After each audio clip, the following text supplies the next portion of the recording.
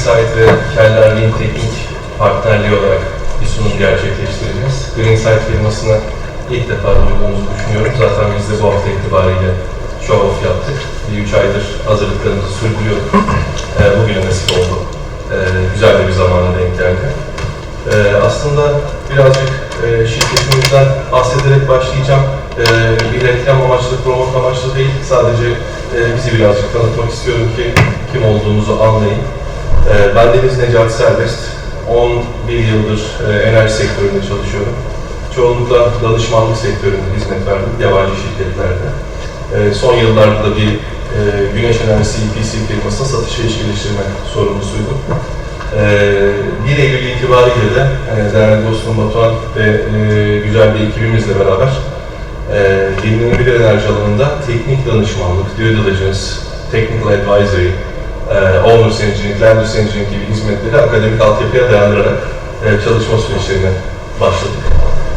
Aslında iyi bir zamana denk gelmesinin sebebi de rüzgar projelerinin heyecan verici bir noktaya gelmiş olması ve tam da dün bakanın yeni YEKA sahalarını ilan etmiş olması. Zaten beklediğimiz bir şekilde birçok YEKA sahası ilan edilmişti ama yarışmaları da bu sıralar bekliyorduk. İyi bir tesadüf oldu. Kayıpları Teknik ve Greenside partnerliğinden de bahsedeyim. Kayıpları Teknik'i temsilen Björn ve Eivind burada. Kendileri Nordik bir yine danışmanlık firması. Özellikle buzlanma ve data sağlama açısından önemli bir geçmişleri var. Ve bu noktada aslında biz de rüzgar enerji üretim analizi yaptığımız çalışmalarda özellikle buzlanma etkisini modelleyebilmek için Genel firmasıyla partnerlik yapıyoruz. Kayıpları Teknik'le partnerlik yapıyoruz. Aslında o da 1 Eylül itibariyle başladı. Yine 4-5 aydır görüştüğümüz bir partnerlik süreciydi. Ve YEKA sahalarındaki çalışmalarımızda da amacımız beraber raporları çıkartmak. Şimdi bir özet olarak YEKA sahalarının değerlendirmesiyle başlamak istiyorum. Biliyorsunuz ki Türkiye'de bugüne kadar 5 tane YEKA yarışması ilan edildi. Bir tanesi iptal edildi, offshore yarışması. Çünkü yeterli hazırlık, altyapı yoktu veya firmalar yeterince ilgi göstermedi. YEKA S1 yarışmasını biliyorsunuz kamyon aldı ama daha sonradan ön lisanslar iptal edildi. YEKA S 2, 3 ve 4'te yapıldı. Kimilerinde ön lisanslar iade edildi, kimileri işletmeye geçti, kimileri hala hizmet süreçleri devam ediyor. Ve bugün itibariyle de aslında geçtiğimiz ay yayınlanan yeni YEKA sahalarının bazılarının yarışmalarının olacağını ilan etti bakanlık. Şimdi YEKA modelinde Türkiye'de genel itibariyle zaten şöyle bir yapı var. Bir sabit fiyat satım garantisi üzerinden bir fiyat azaltma ile ilerliyorlar. Ama bir de YEKA 4 itibariyle, yani YEKA 2024 diyorlar ona, YEKA 2024 itibariyle bir kapasite tahsis ücreti ortaya çıktı. Yani insanlar hem bir sabit satım garantisine açık azaltmaya geliyor ki genelde tabanda buluşuyorlar. Tabanda buluştuktan sonra da kapasiteyi tahsis etmek için bir kapasite bedeli ödüyorlar megawatt başına. Yani aslında işlerin bu kadar kızıştığı bu dönemde biz işin teknik tarafında olduğumuz için teknik tarafına yoğunlaşarak söyleyeceğim. Enerji üretim analizleri ihale çalışmalarında ciddi bir önem arz ediyor. Çünkü doğru modellenmemiş bir üretim analizi ihalede sizin vereceğiniz fiyatı ya da çıkacağınız maksimum kapasite tahsis bedelini ciddi anlamda belirliyor. Ve enerji üretim analizi Türkiye'de ne yazık ki çok fazla akademik altyapıya dayandırılması gerekmediği düşünülüyor. Güneşte birazcık aslında doğru. Güneşte çünkü üretimi modellemek nazaran daha kolay. Ama rüzgarda birçok farklı etmenin olduğu noktada birkaç detaylı çalışma yapan firma haricinde çok kaliteli çalışmaların çıkmadığını düşünüyorum. Orada tam sunumu yapmadan önce Batu iddialı laflar etmekten kaçın dedi. Bu iddialı bir laf farkındayım. Kusura bakma Batu ama hakikaten hissiyatım bu yönde. Bizim de aslında amacımız bu çalışmaları doğru bir şekilde yapıp gerek işletmedeki rüzgar santrallerinde, gerek ihaleye hazırlanan ya da proje geliştirme aşamasında olan rüzgar santrallerinde doğru modellerini yapıp üretimlerin doğru tahminlenmesini sağlamak. Bunun dışında bir de önemli belirleyici unsurlar var üretim analizini yaparken. Neler mesela? Bir kere saha seçimi ve kriterleri önemli ama zaten artık yeni yakalarda bakanlık sahaları size belirleyip veriyor. Ve siz bu sahalar üzerinde rakiplerinizle yaşıyorsunuz, kendi projelerinizi geliştiriyorsunuz. Ama bu sahaları yayınladıktan sonra çoğunlukla bu sahaların içerisinde bir rüzgar datası elde edemiyorsunuz. Çünkü eskiden insanlar kendi projesini geliştirirken kendi ölçüm kampanyalarını yürütüyordu, sağlıklı bir şekilde datalarını topluyordu. Ama artık sahalarda belli başlı firmalar haricinde, önceden tesadüfen orada data toplamış firmalar haricinde çoğunlukla data sahibi değilsiniz. Bu da aslında belirsizlikleri ciddi oranda artırıyor. Bu durumda ne yapmanız gerekiyor? Ya orada ölçüm yapmış firmalardan bunu satın almanız gerekiyor ki o firma da ihaleye hazırlanıyorsa size bunu paylaşmak istemeyebilir. Ya da uydu verileri üzerinden sağlıklı veri teminleri yaparak belirsizliği minimum yapılması gerekiyor. Ötesine yükselti ve pürüzlük eğrileri yine sahayı modelleyebilmek için önemli. Çünkü dediğim gibi güneş santrallerinde ışınımı bir noktadan bir noktaya nakletmek kolayken rüzgar santrallerinde direkt bir akışkanlar dinamiği geçerli olduğu için rüzgarı modellemek için topografyayı da doğru bir şekilde modelleyebiliyor olmamız gerekiyor. Ardından doğru modelleri ve metodolojileri belirlemeniz lazım. Aslında bunlar da çok kompleks değil. Zaten IEC standartları tarafında oldukça tanımlanıp ve belirli. Özellikle Türkiye gibi kompleks terrenlerin olduğu, kompleks arazilerin olduğu yerlerde nasıl metodolojiler izleyeceğiniz oldukça belli. Ama tabii bunlarla yine aynı şekilde akademik altyapıya dayandırılmalı ve doğru metodolojilerle ilerlenmeli. Bugün bir de önemli bir şekilde bahsedeceğimiz konulardan bir tanesi kayıplar. Özellikle buzlanma kayıpları. Buzlanma kayıpları aslında şu yüzden kritik. Şimdi Türkiye'de önceden geliştirilen rüzgar santralleri biraz daha yer yer kıyıya yakın ya da deniz seviyesine yakındı. Ama gerek yeni yaka sahalarında olsun, gerekse diğer geliştirilen ön lisanslı projelerde olsun artık yükseltiler artmaya başlıyor. Yükseltiler artmaya başladıkça rüzgar santrallerinin buzlanmadan kaynaklı kayıpları da artıyor. Şimdi ben çok uzun zamandır rüzgar konusunda danışmanlık yaptığım için şunu açıkça söyleyebilirim. Kayıplar değerlendirilirken bazı standartlar vardır. Atıyorum Icing için %2 girersiniz, %4 girersiniz. Ama aslında artık %2-4 gibi standartların dışına çıktığımız ve hem hesaplanması hem de doğru bir şekilde belirlenmesi gereken kayıplardan bahsediyoruz. Ve bu durumda baktığımızda mesela şimdi bu sunum için öncesinde yaklaşık 1,5 aydır BİM Teknik'le beraber bir çalışma yapıyoruz. YEKA sahalarındaki buzlanma kayıplarını değerlendirdiğimizde, geçen ay yayınlanan kayıpları değerlendirdiğimizde şaşırtıcı sonuçlar var. Çünkü %6 ile 10 arasında, ki burada türbin kanadı ısıtma teknolojisinin kullanılmadığını varsayarak %6 ile 10 arasında bir kayıp öngörümüz var. Hatta bazı yerlerde biraz daha yüksek olmasını bekliyoruz. Mesela dün bakanın açıkladığı Sivas sahası muhtemelen daha da yüksek olacak. %10 ne demek? %2 gibi standart ya da %3 gibi standart alınan bir kaybın ihale sonuçlarında direkt olarak belirleyici olması. İyi çalışanın bir dezavantajı da oluyor burada. Doğru çalışan kişi daha az risk alıyor. Maalesef Türkiye'deki bu tarz ihalelerde risk alma üzerine kurgulanıyor. Ama en azından iyi çalışan şunu biliyor ki ben bu işi alırsam doğru yapacağım ya da alamazsam hakikaten doğrusu bu olduğu için alamayacağım.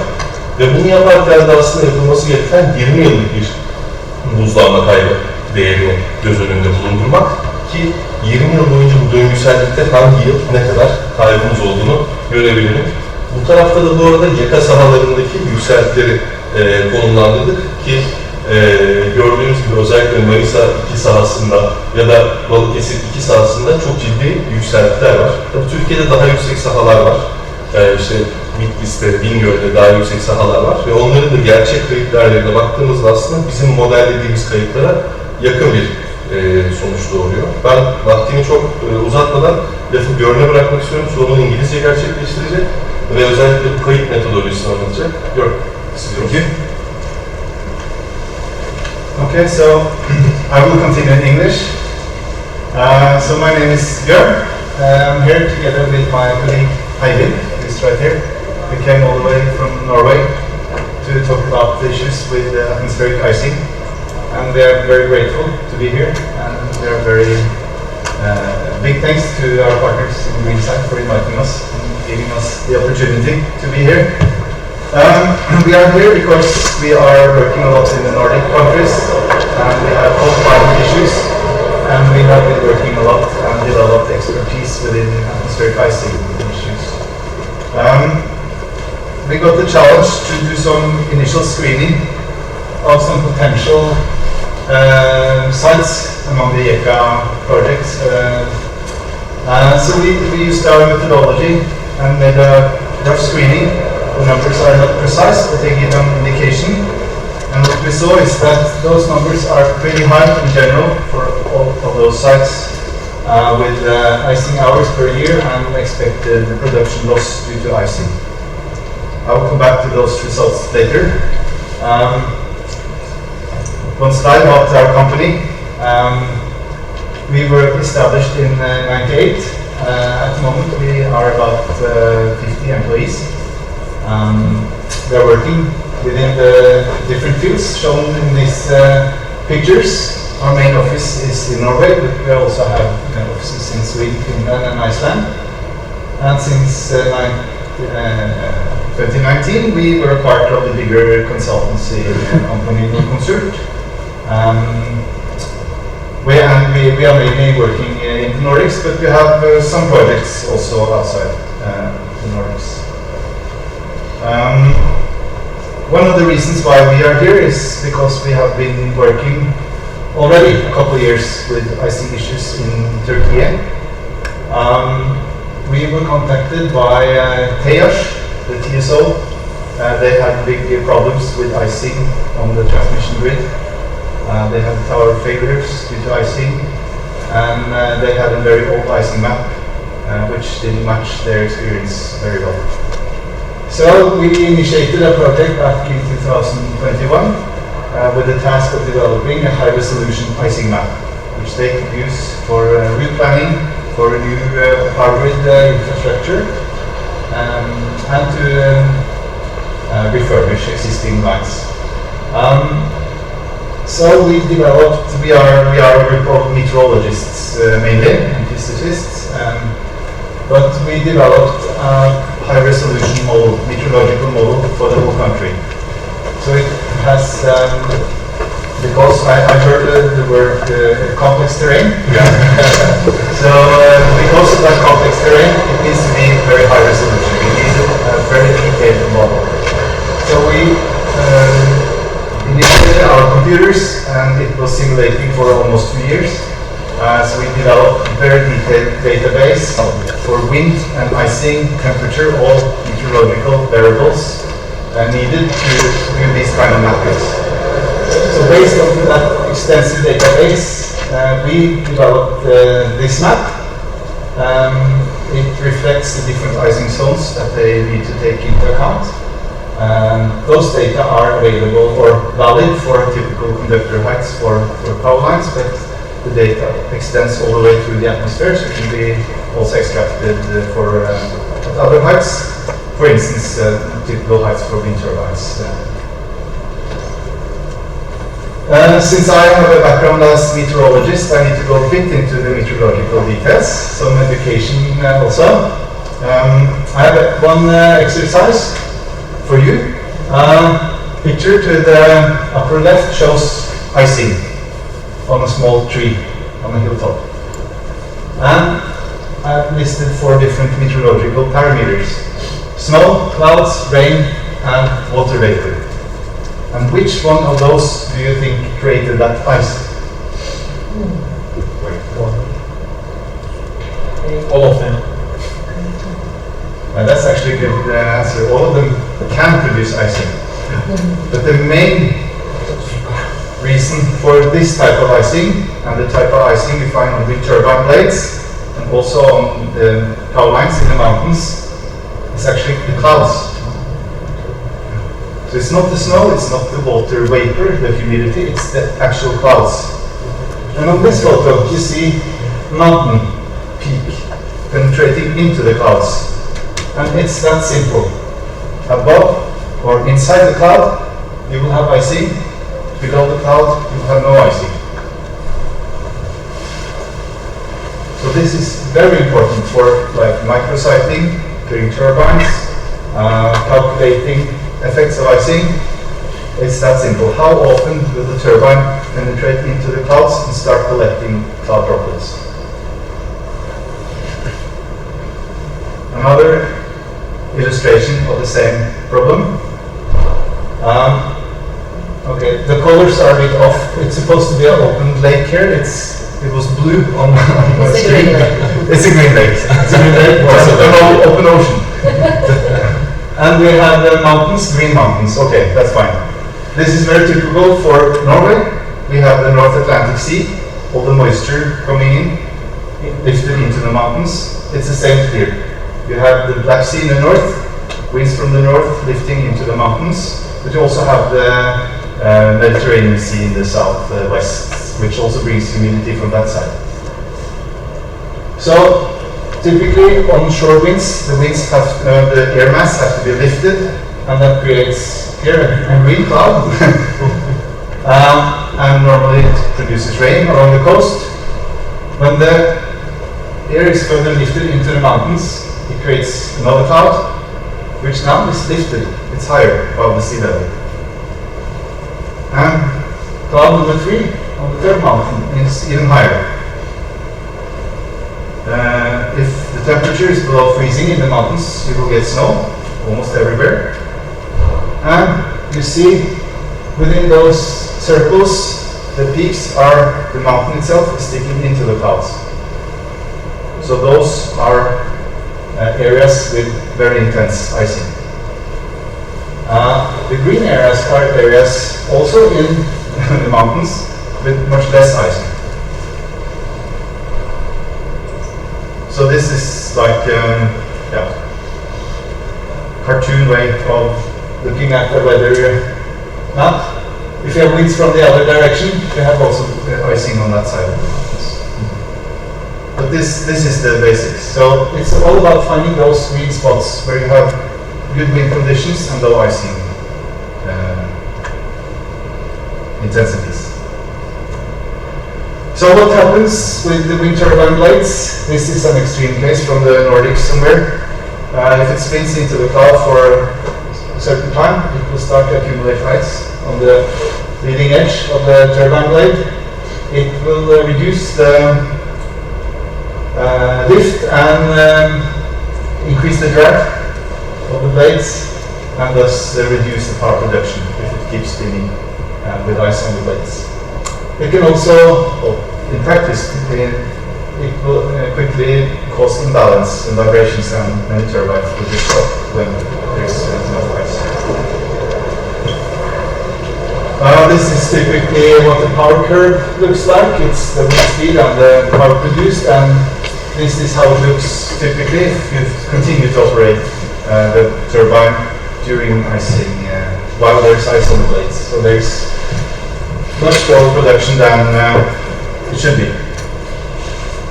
There's also some other issues. It has, it's very important, it's a lot of attention to this in the Nordics.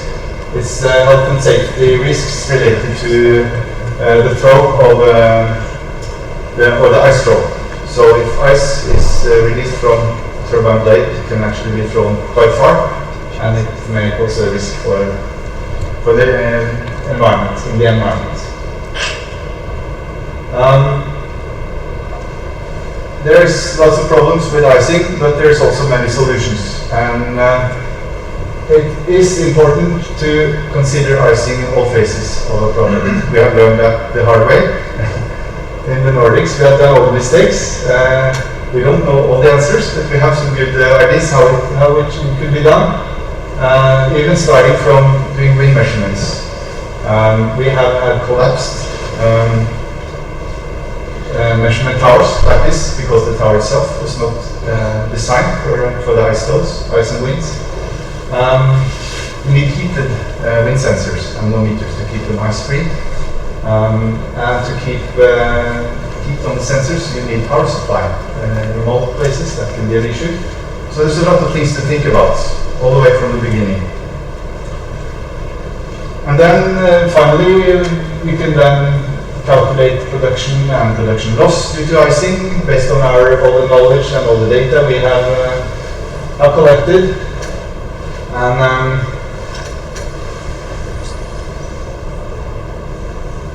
And as this is the same table again, so the icing hours and the production loss for these potential YEKA sites, that our screening showed it's about between 3 and 9% icing loss if the turbines at those elevations are being run with ice on the blades without any ice protection system.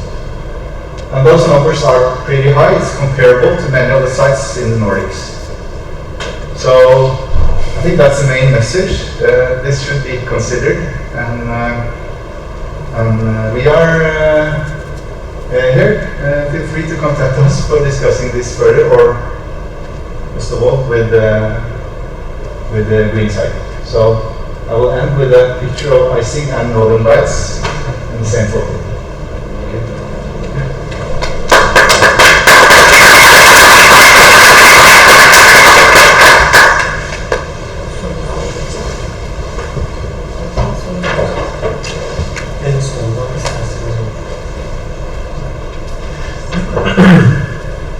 Merhabalar, hoş geldiniz ortağımla. Ben de size biraz arkadaşlarım yeterince teknik bilgi verdiler. Olayın biraz finansal, fizibilite tarafına yönelik birkaç yorumda bulunmak istiyorum. Öncelikle geçmiş YEKA projeleriyle ilgili birkaç bilgi vermek isterim.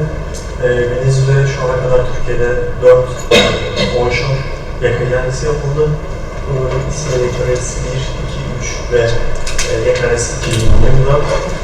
Bunların her birinde farklı yöntemlerle ihaleler yapıldı. Her birinde farklı sözleşme süreleri, farklı fiyat yöntemleri, açık eksiltmeler, açık artırmalar gibi farklılaştırılmış yöntemler denendi. Bakanlığın belirlediği formatta tabii ki. Burada döviz bazlı yapılanlar, TL bazlı yapılan eskalasyon eklenenler, 10 yıl süreli sözleşmeler, 15-20 yıl süreli sözleşmeler, üretime bağlı sözleşme süresi olan projeler gibi birçok farklı yöntem denendi. Genel itibariyle fiyatların oldukça rekabetçi, oldukça düşük olduğunu zaten söyleyebiliriz. Siz de farkındasınız. Bunun birkaç sebebi var. Bunu daha sonra o konuya giriş yapacağım. Genel olarak YEKA projelerinden böyle bahsedebilirim. Necati Bölgeler'in bahsettiği konuların fizibiliteye doğal olarak etkisi var. Bu konularla ilgili bir kısa bilgilendirmek isterim. Özellikle bunları risk başlığı altında ayırdığımızda enerji üretim analizindeki verilerin, türbin seçimi, yerleşim bilgilerinin, kayıp analizlerinin, üretim analizi metodolojisinin hepsinin etkisi var. Bunların yüksek etkileri var. Çünkü bunların sonuçları doğrudan sizin beklediğiniz üretime ve doğal olarak finansal modelize yansıdığı çok açık.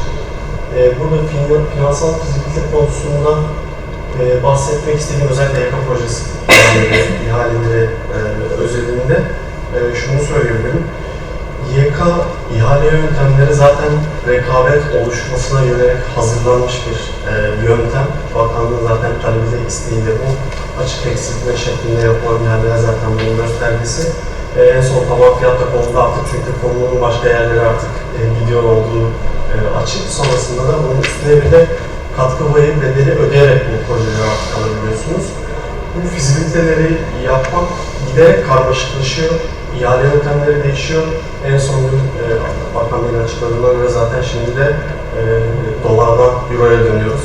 Şimdi bu da ayrı bir konu olacak. Burada finansal model oluştururken yatırımcının önünde karar vermesi gereken, daha doğrusu belirlemesi gereken 3-4 ana parametre var. Modelin gelişi olarak kullanılacak. Birincisi enerji üretim analizi, zaten buna yeterince bahsettik. Bunun yeterince hassas ve doğru yapılmış olması gerekiyor. İkincisi elektrik satış fiyatı. Yine burada da olay çok karmaşıklaşıyor çünkü eski ihalelerde sözleşme süreleri farklıydı. Doğrudan sözleşme süresi başladığında fiyatının sabit olarak başlıyordu. Sonra TL'de bir eskalasyon işin içine bir de eskalasyonu formülize etmeniz gerekiyor. Orada döviz ve tüfe sepeti olan bir eskalasyon oranı var. Bunu tahmin etmeniz gerekiyor. Şimdi bir de son ihalelerde serbest satış dönemi eklendi. Bu dönemdeki serbest satış fiyatınızı da yine projekte edebiliyor olmanız gerekiyor. Tüm bunları üst üste koyduğumuzda fizibilite yapmak YEKA projesi için gerçekten zor, kolay değil. Bunun bir de şirketlerin, her bir şirketin kendi kabiliyetlerinin içine koyduğumuzda olay zaten daha da farklı noktalara gidiyor. Şimdi her şirketin finansal erişimi, finans kabiliyeti, finansal gücü de aynı değil. Dolayısıyla yani bazı yorumlar oluyor. YEKA projelerine çıkan fiyatlar yani manasız, çok mantıksız, işte işte bu kesin zarar eder gibi yorumlar oluyor. Yani bu genel geçer olarak doğru bir yorum görülse de her şirketin farklı bir değerlendirmesi, farklı bir düşüncesi oluyor. Mesela bazı şirketler bu sektöre yeni girmek fırsatı olarak değerlendiriyor. Bazı şirketler bunu başka daha bütüncül yaklaşımların bir parçası olarak görüyor. İşte enerji dönüşüm yapmak istiyoruz, biz burada olmak istiyoruz deyip bu ihalelere girenler oluyor. Günün sonunda bütün YEKA projeleri bir şekilde rekabetçi fiyatlara gidiyor ve böyle olmaya da muhtemelen devam edecek. Yani bu önümüzdeki çıkacak ihalede de çok büyük ihtimalle tamam fiyat görecek ve üzerine katkı fiyatı verecek. Bugün yapılan konuşmalardan birisinde bir yatırımcı yani bu sonuçlara inanamadığını söyledi. Bu sonuçların manalı olmadığını, mantıklı olmadığını söyledi. Yani bu genel bir değerlendirme bence her şirketin kendi içinde bu konuya yaklaşımı farklı. Dolayısıyla fiyatları karşılaştırırken, finansal fizibiliteleri karşılaştırırken herkes kendi hesabını buna göre fiyatları belirliyor. Bunu söylemek istiyorum. Bunun haricinde YEKA ihalelerindeki fiyatlar oluşurken bir de ihale ortamındaki psikoloji de var. Dolayısıyla insanlar o ihale girdiklerinde biliyorsunuz biz de heyecanlı insanlarız. Hadi kazanalım, bunu biz almalıyız konusu da bir etken. Bunu şundan anlıyoruz yani hiç beklemeden fiyat artışı yapanlar, fiyat eksiltenler oluyor. Yani bunun bir düşünce ürününden çok daha öncesinde düşünülmüş, biz bunu alacağız refleksi olduğunu ben düşünüyorum. Dolayısıyla buradaki stratejilerin de farklı olduğunu düşünüyorum. Onun haricinde finansal fizibilitenin diğer etkileri, profesyonel teknik konudan zaten mücadeleler bayağı bilgi verdiler. Yani YEKA, ben daha önce yatırımcı olarak da YEKA ihalesine katıldım, hazırlandım, hatta bir tane projede kazandım. YEKA resursu projelerinde. Yani burada yatırımcıların da aklının biraz karışık olduğunu söyledim. Çünkü her bir ihalede yöntem farklılaştı. Bunu bakanlık kendi kafasından ya bunu bugün şöyle yapalım diye muhtemelen söylüyor. Bu yatırımcı talebiyle olan bir şey. Kim yatırımcı diyor, döviz olsun, 10 yıl olsun, sabit olsun. Kim yatırımcı burada bir serbest piyasa olsun. Kim euroya dönüyor. Muhtemelen bu sektörden talep gelmiştir diye düşünüyorum. Dolayısıyla yatırımcıların da bunun farklı beklentileri var, farklı istekleri var. Her birini memnun etmek, her birini bu projelerin makul olduğuna inandırmak çok mümkün değil. Dolayısıyla ben de ihalelerde yeni firmalar, yeni katılımcılar ve yeni yatırımcılar projemizi düşünüyorum. Kısaca ben bu şekilde bizim YEKA projelerinden bahsetmek istedim.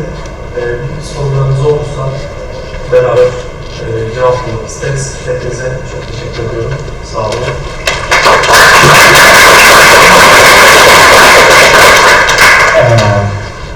I have two questions, one for Green Technique, the other one is for you.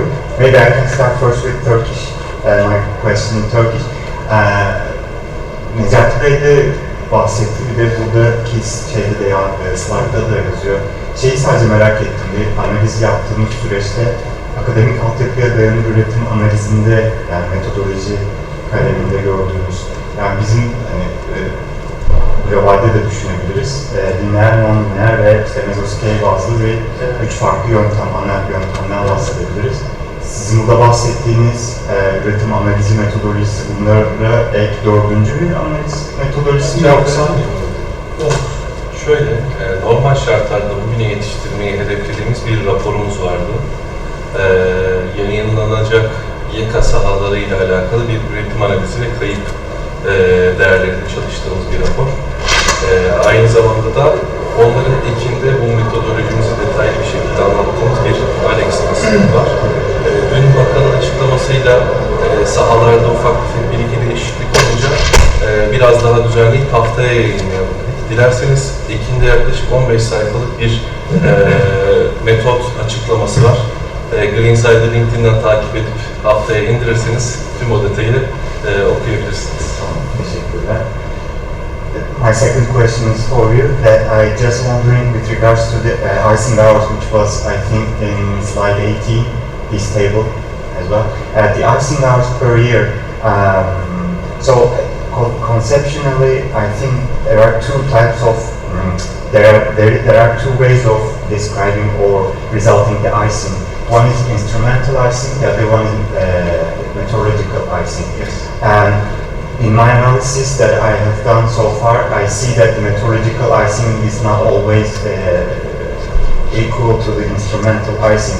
The hours that we see here are relying on the instrumental icing or the metallurgical icing, plus are you adding some penalties for instrumental icing or adding additional hours which you believe that the metallurgical icing is more or less, could be less as well? Okay. That was my question. So these stand up so you can hear. These hours are meteorological icing hours. Yeah. So those are, if I'm not wrong, so these are hours of active icing. So hours where ice is accumulating active meteorological icing. Normally, if we do a detailed icing analysis, we run an icing model that physically molds the icing on blades, and then based on the meteorological icing, calculates the production loss. In this screening, we have used the simplified version, so we have found some relations between meteorological icing and production loss. But in a more advanced calculation, which we typically use in what we call an ice loss analysis, we run a full model and calculate production loss based on instrumental icing or icing on the blades, and then we can account for de-icing systems or take into account different ways. Yeah. So that gives icing time series. So you will see from hour to hour for a long time period how the ice can build up and fall off, and you will be able to see the differences from winter to winter. Yeah. This is also measured with an instrument. We are able to have measurements, but it's mostly based on measurable models and verified based on that.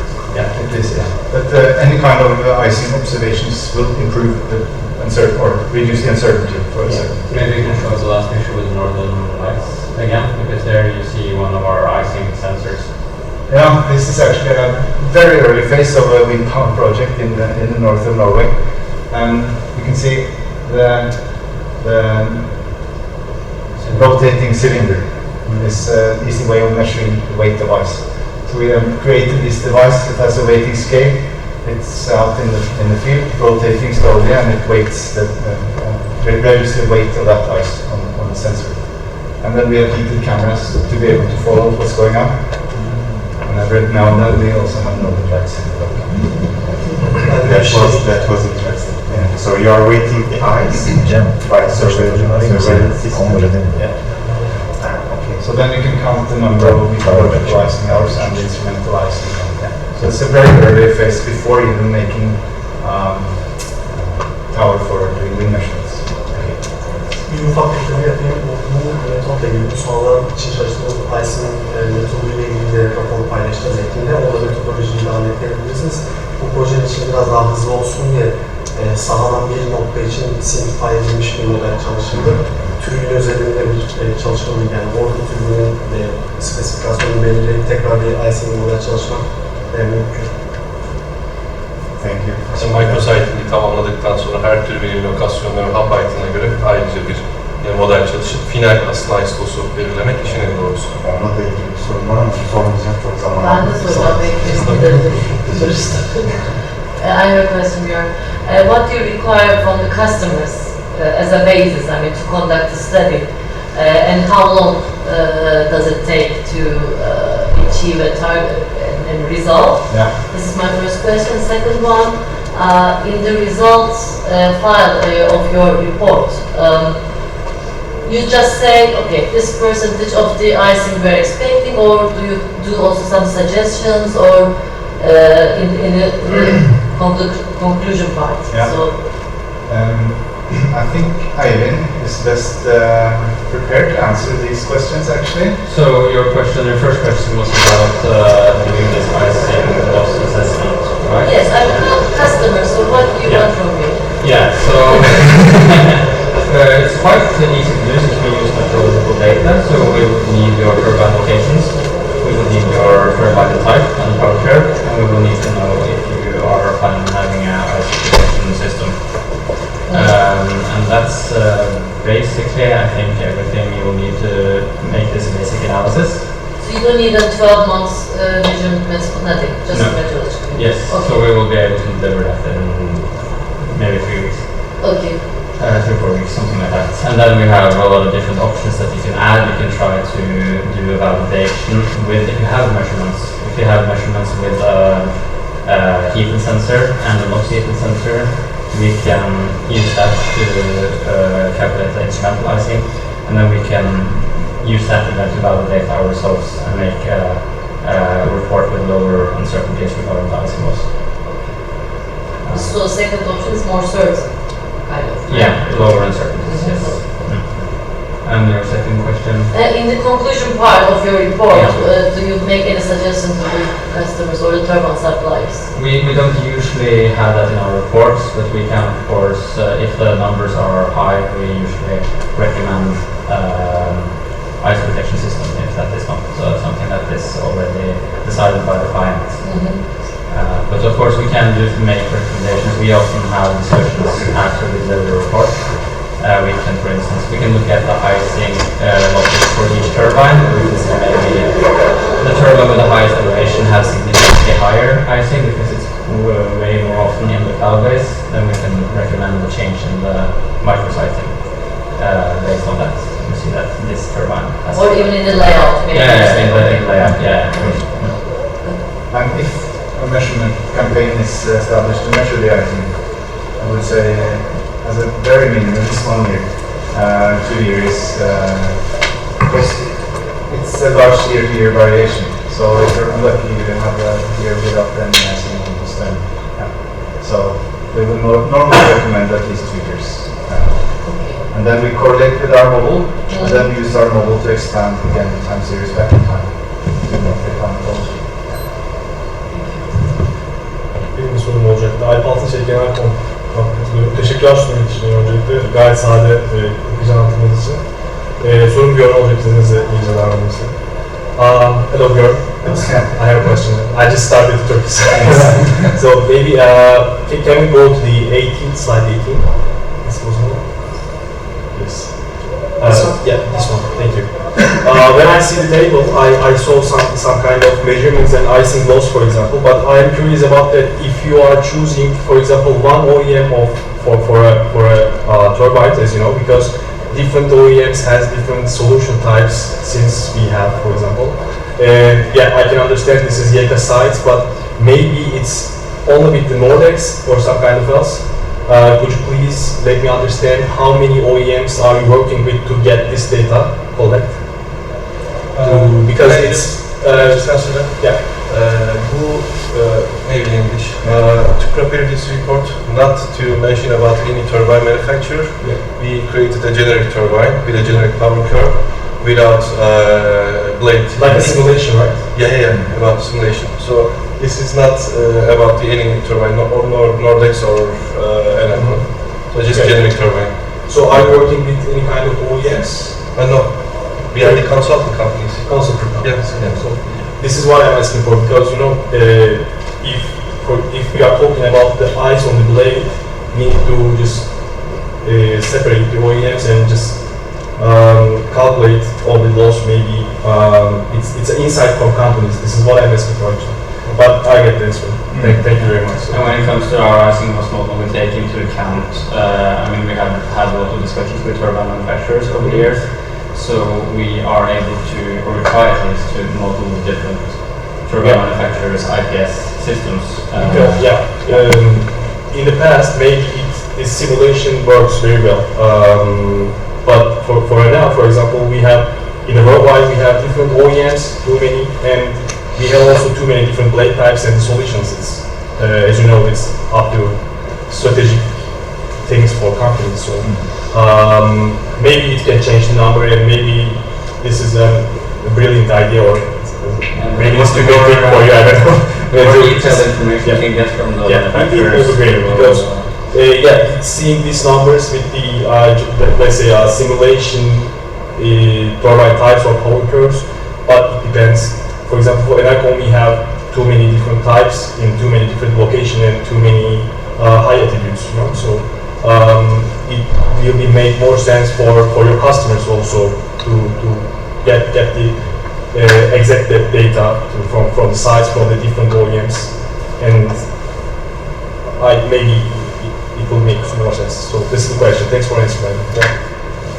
We thought that there can be this kind of confusing ideas, so that's why we used a generic turbine, not mentioning about any kind of brand. Yeah, perfect. May I also ask a question? These nozzles are only for the location you have chosen in this map. Am I right? For example, it's yellow areas means these areas are the icing possible places. These are YEKA sites. These are YEKA sites. YEKA site, but we are not mentioning about the total YEKA sites. Only the place, for example, you have shown there is a mountain here. Only the clothing areas are affected from the ice, and these yellow areas are shows the icing possible places. Am I right? So there will be a lot of variation inside each of these. And if the turbines are included in these areas, we will have these losses. Yeah, so you see that representative terrain elevation. That's kind of the average height for the area. Şöyle, ben cevap verebilirim. Şöyle, bu çalışmalar bu sahaların içine seçilmiş bir nokta için yapıldı. Yani bir üzerinde nokta değil, bu jenerik bir çalışma, yani simplify edilmiş bir Yani çalışma. şimdi ben de şunu söylemek istiyorum. Sarıyla inşaatlanmış yerler aslında altitude olarak daha yüksek yerler. Ve konum olarak buzlanmaya daha müsait olan yerler, yani meteorolojik olarak yapılan hesaplamalara göre. Şimdi bu alanın içerisinde kalırsa çözümler bunlar mümkün diyoruz. Yani bunun haricindeki, bu sarıyla işaretlenmiş yerin haricindeki yerler için değil aslında, değil mi? Bu sarı alanın içinden seçilmiş bir nokta için bu. Bir nokta için. Dışına çıktığı zaman tekrar hesaplamak kolay. Ama aslında bunların çoğunda her yerde bir takım kayıplar olacak. Kimisine daha yüksek, kimisine daha alçak. Ama az önce görünümde anlattığı konu sadece altitütle alakalı da değil. Örneğin Balıkesir bölgesinde deniz kıyılarından gelen buzulların kıyılara daha kolay ulaşması belki daha alçak yüksekliklerde daha fazla buzlanma oranı yaratmasına sebep olabiliyor. Yani sanki sesinin döneminde aslında sizin belirlediğiniz buraların daha yüksek buzlanması mümkün olan denilen yerlerden kaçınılması durumunda belki de bundan kurtulmak, azaltmak da mümkün olabilir. Evet, kesinlikle. Yani buzlanma analizinden sonra micrositing yeniden yapılarak daha düşük buzlanma kayıpları olan sahalar elde edilebilir kesinlikle. Teşekkür ederim. Biz teşekkür ederiz. Teşekkür ederiz herkese. Çok güzel.